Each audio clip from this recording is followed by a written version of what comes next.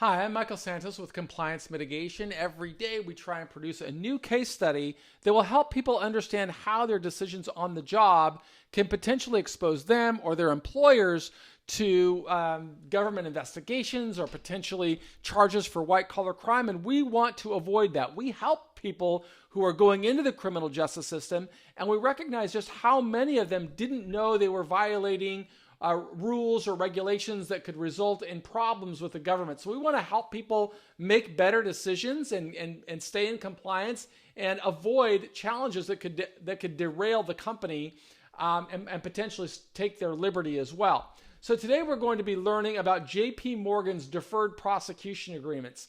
Deferred prosecution agreements is really like an insurance policy. You want to be preparing yourself for a deferred prosecution agreement long before you come under the scrutiny of government regulators. So here's the situation. Traders at a large U.S. bank engaged in market manipulation tactics that are endemic to the industry. They went on for decades. Regulators discovered the practice and brought an action against several traders and the bank, leading to a massive fine for the bank and significant legal exposure for the individuals involved. So it's important to learn about these types of things so that you can be aware, what do I need to do differently? And through this case study, you're going to learn a little bit about spoofing. You're going to learn a little bit about how the enforcement policies lead to consequences that people later regret. You're going to learn how the government slowly and deliberately pursues and executes investigations and prosecutions. This is a great case study for anybody who is going into who is working in an industry that is potentially going to be regulated by government agencies.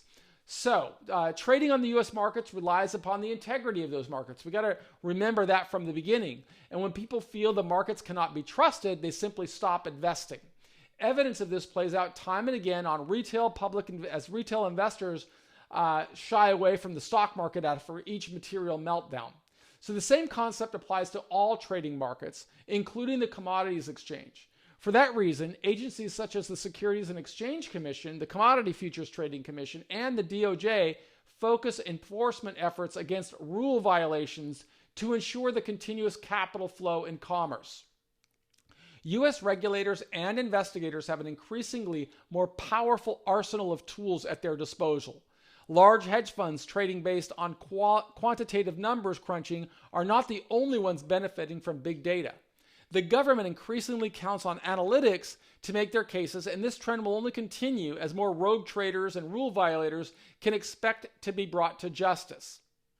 Here's the background and analysis of this particular case study.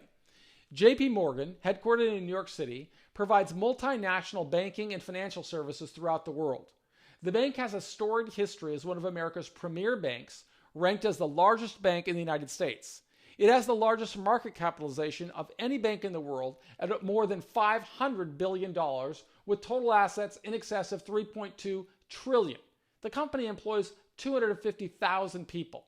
We get all this information from the Department of Justice press release and related articles. And of course, in the case study itself, you can get links to that original source material. So the company has many operational arms besides just traditional lending. It provides investment banking services, wealth management advice, and facilitates trading on numerous stock exchanges, including the Commodities stock exchange. Being involved in so many different areas of business and employing over 250,000 people poses a multitude of management challenges, particularly with respect to compliance.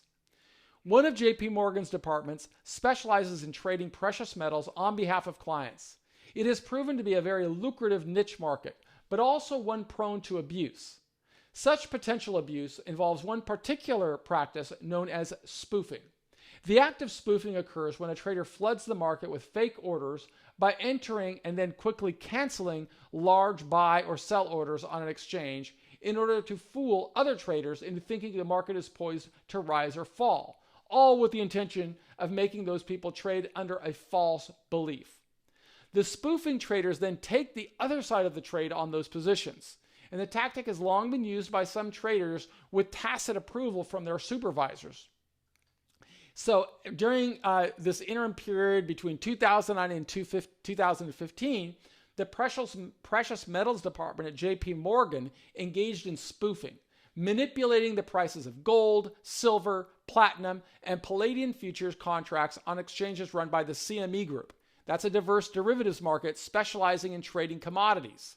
They routinely placed orders and quickly canceled those orders before the trades were executed, and all, of course, this was just part of a scheme to distort the prices of the commodities. John Edmonds, a relatively junior trader in the department with the title of vice president, spent 13 years at the firm. While there, several senior traders took him under their wings to show him the ropes. Edmonds gained tremendous experience from this tutelage, including the regular use of the practice of spoofing to gin up profits. The practice had been endemic in the trading pits since the onset of electronic trading. His supervisors during his tenure with the bank included Michael Nowak, a managing director at JP Morgan, who also heads the firm's global precious metal desk, along with Gregg and Christopher Jordan, who both held the title executive director, and they were traders on the firm's precious metals desks while they were employed at JP Morgan. News of potential problems for JP Morgan and these traders initially surfaced in November of 2018 when Edmonds pleaded guilty to manipulating the U.S. markets of an array of precious metals for about 7 years.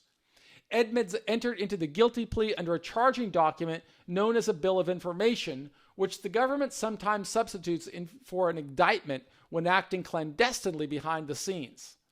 The government did not issue a barrage of subpoenas nor did it conduct any raids telegraphing events about to come. The investigation instead stemmed from the government's use of big data analysis, an increasingly important tool that federal agents use to uncover white-collar crime. They then presented Edmonds with the evidence and gave him a choice.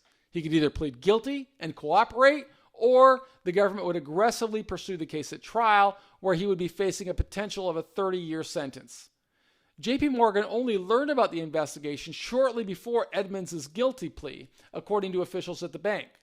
The government's originally penciled in Edmonds' sentencing for December, but delayed the procedure while Edmonds continued to cooperate. And during this time, the government brought similar charges against traders at several other banks, including Deutsche Bank and Bear Stearns. All told, they brought a total of 13 spoofing cases against 19 defendants. So I'm going to write not they, but prosecutors. The next shoe in the JP Morgan case did not drop until September of 19, when the government brought charges against Nowak, Smith, and Jordan, claiming the traders participated in a racketeering conspiracy in connection with a multi-year scheme to manipulate the markets and defraud customers. The alleged scheme saw the nation's largest bank by assets profit handsomely, while investors suffered losses. We believe we will be able to prove that there are millions of dollars in profits for the bank and tens of millions of dollars of losses for the consumer, according to the government prosecutors. Regulators at the CFTC simultaneously brought civil charges against Nowak and Smith, adding to their legal troubles and juicing up attorneys' fees. The government brought the charges under the Racketeer Influence and Corrupt Organizations Act, or RICO, as well as other federal crimes. Legislators originally created RICO with the intent of going after mafia-led organized crime families. Rudy Giuliani later famously began using it against white-collar crime in the 1980s, since its powerful penalties enabled the government to wield a bigger hammer in bludgeoning defendants into guilty pleas. Since financial amounts influence the federal sentencing guidelines, defendants in fraud cases like spoofing face sentences measured in decades. JP Morgan next faced the music as the government investigation uncovered tens of thousands of episodes of unlawful trading in the markets for precious metal futures contracts and thousands of episodes of unlawful trading in the markets for the U.S. Treasury futures contracts. And those were meant, of course, to enhance profits and avoid losses. JP Morgan entered into a deferred prosecution agreement, agreeing to pay more than $920 million in a criminal monetary penalty. They agreed to criminal disgorgement and victim compensation. The government claimed the penalties and fines recovered in the case reflected the nature and seriousness of the bank's offenses. The fine represented a milestone in the department's ongoing efforts to ensure the integrity of public markets critical to our financial system.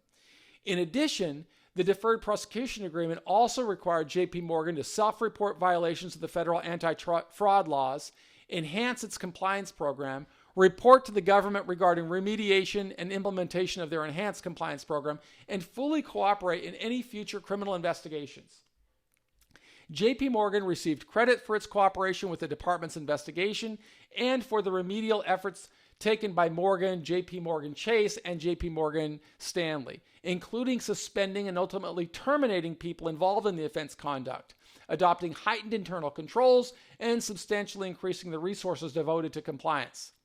These enhancements included hiring hundreds of new compliance officers, improving the corporation's anti-fraud and manipulation trading and policies, revising the trade and electronic communication surveillance programs, implementing tools and processes to facilitate closer supervision of traders, and implementing independent quality assurance testing of non-escalated and escalated surveillance alerts. JP Morgan reached a separate resolution with the CFTC regarding the U.S. Treasury notes and bonds and agreed to pay $35 million in penalties and fines. So here's the recommendation. Despite working in the most valuable bank in the world, the people in this case violated laws that exposed them to multiple decades in prison. Those people may not have seen their actions as being criminal, and for this reason, we highly recommend more training on white-collar crime. Our business, another one of our businesses, is helping people who've been charged with white-collar crimes mitigate their sentences so they get a lower term in prison.